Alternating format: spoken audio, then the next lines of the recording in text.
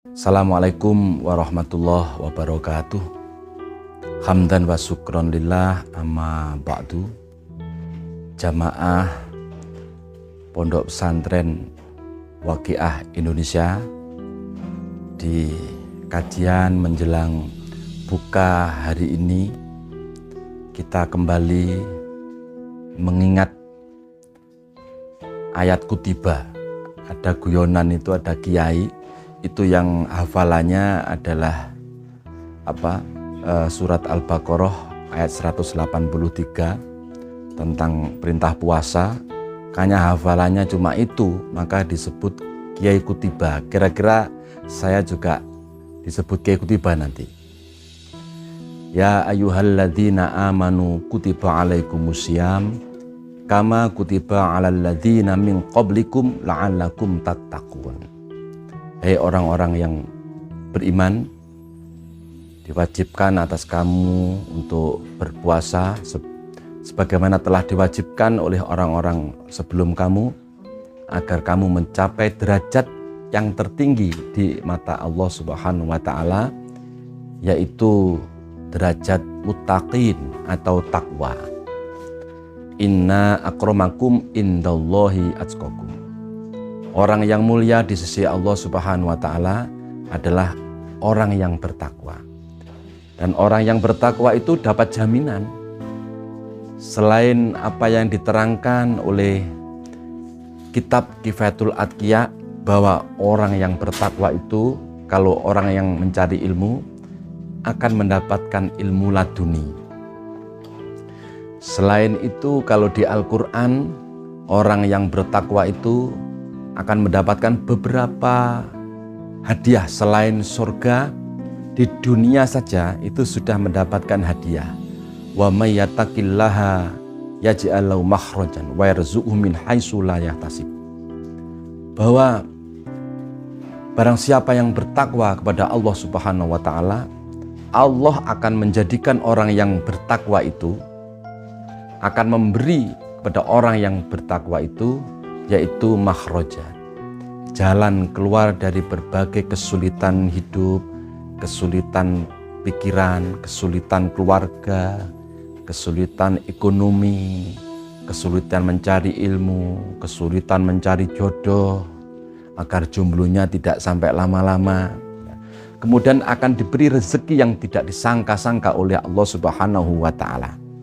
Tiba-tiba kayak tidak mungkin kita itu ibadah haji, tidak mungkin kita itu ibadah umroh, tidak mungkin kita bisa beli mobil, membeli rumah, tapi tiba-tiba Allah memberi.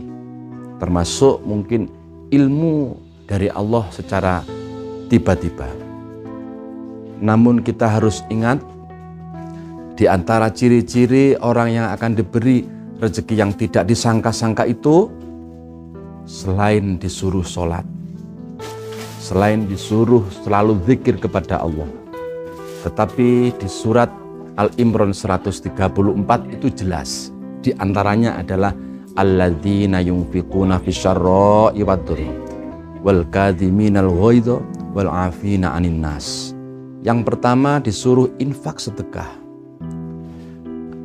dalam situasi lapang ataupun sempit, jadi pejabat ataupun jadi rakyat, jadi orang kaya ataupun jadi orang miskin, gajinya yang miliatan, triliunan, ataupun barangkali masih kekurangan, disuruh sedekah. Baik itu bentuknya kita pas selamatan, genduren di rumah kita, ada rutinan tahlil, memberi teh, memberi pisang, memberi jemblem. Kemudian kita tidak boleh mudah emosi, mudah marah, menahan. Bagaimana kita jadi pendowo, wal kadhiminal ghaidha, ya. Bagaimana menjadi pendowo, pendemane hawa. Hawa nafsu yang suka mencaci, suka membenci, suka memukul, suka riya, suka hasud, itu kemudian dipendem sesuai dengan definisi daripada kosakata Ramadan itu sendiri. Ramadan itu artinya membakar. Ya, membakar lemak dalam arti fisik, membakar nafsu, membakar sifat-sifat yang riya, angkuh, sombong, gumede, merasa kaya, merasa cantik, merasa ganteng, merasa menjadi tokoh, merasa jadi orang yang pinter, merasa yang jadi orang intelektual. Toh itu semua adalah la haula wala quwata illa billahil aliyil azim. Semuanya Allah, semuanya pemberian Allah. Kemudian kita paham bahwa apa yang terjadi, inna sholati wa nusuki wa mahyaya wa mamati lillah, semuanya dari Allah. Kemudian di Al-Baqarah juga disebutkan lillahi ma fis samawati wa ma fil ardh. Apa-apa yang ada di langit, apa-apa yang ada di bumi, itu semuanya milik Allah. Coba kalau ini semua tidak kita bakar, kita merasa memiliki, kita merasa duweni, maka kita akan jadi Fir'aun kecil-kecilan, Fir'aun versi Gen Z, Fir'aun versi milenial, Fir'aun versi generasi Alpha, Fir'aun dalam bentuk manusia yang itu wujudnya adalah kita sendiri. Untuk itu kita tidak perlu kemudian terlalu ngongso-ngongso, ya. Yang menjadikan kita emosi itu sumbernya sebenarnya adalah tamak kepada selain Allah. Orang tidak akan mungkin mangkel, tidak akan mungkin marah kalau sifat tamak itu tidak ada. Dari wong Jawa itu tamak itu aine ndangak, itu kan, terus wetenge mblenduk tur bocor. Jadi dhewe sembarang itu kurang, dhewe rezeki ini masih kurang, masih ngelirik tetangga, ngelirik saudara, ngelirik teman, ngelirik yang lain-lain. Sehingga itu yang kadang menyebutkan kita itu mudah emosi, mudah marah, mudah ini, gara-gara tamak itu. Dan yang ketiga adalah memaafkan semua makhluk Allah. Untuk itu poin terakhir, ketika selesai kita puasa 30 hari selama bulan Ramadan, masuk tanggal 1 Syawal disebut Idul Fitri. Id artinya kembali, Fitri artinya suci. Dan ketika itu kita harus memaafkan semua orang. Kita kemudian musafahah, kita riyadin, atau apa katanya itu, orang itu yang pada bulan Syawal itu saling anjang sana anjang sini, saling memaafkan. Dan apa yang pernah kita punya salah kepada orang, kita minta maaf. Dan siapapun, makhluk apapun yang pernah salah dengan kita, itu kita maafkan. Dan insya Allah kita akan masuk dalam takwa itu. Kalau kita betul-betul bertakwa, insya Allah ya, saya bisanya hanya bicara, tapi kalau ngelakoni masih berusaha, mohon didoakan juga. Kita akan memasuki pangi swarga. Jadi neraka itu ada ngepang di dunia juga. Kita sumpek, kita susah, kita ambisi, kita marah, berarti kita sudah merasakan api neraka di dunia. Tapi kalau kita sareh, ridho, ikhlas, tidak pernah berpikir besok itu bagaimana, anak saya itu jadi apa. Yang terkadang kita tuh sering memikirkan anak kita, bukan ma ta'buduna min ba'di, apa anak yang kau sembah setelah saya mati.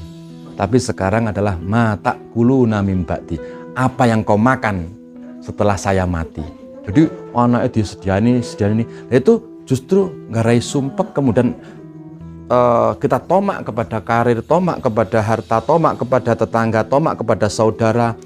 Kalau kita punya pesantren, tomak kepada partai tertentu, tomak pada tokoh tertentu, tomak pada orang kaya. Nah, ini yang membuat kita itu kemudian tidak bisa alladzina yunfikuna fis-sarra'i wad-dharra wal kadhiminal ghaidha wal 'afina 'anil nas. Diingatkan oleh salah satu bentuk kalimat pendek di kitab Hikam, arih nafsaka minat tadbir. Lerenono anggonmu ngatur takdiri Gusti Allah. Berhentilah kamu dari memikirkan besok, memberikan masa depan. Semuanya telah ditulis, semuanya telah dijalankan, semua sudah ditentukan oleh Allah Subhanahu wa Ta'ala. Bukan berarti kita jabariyah, tapi memang dalam bentuk fisiknya kita harus berusaha, harus tetap belajar, harus tetap punya ambisi. Yang penting tidak ambisius, tapi untuk besok hasil kita harus tawakal kepada Allah.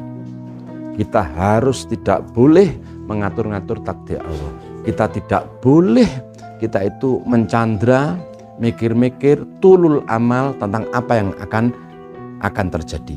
Saya kira dengan kata Ramadan, insya Allah kita akan betul-betul sehat lahir batin.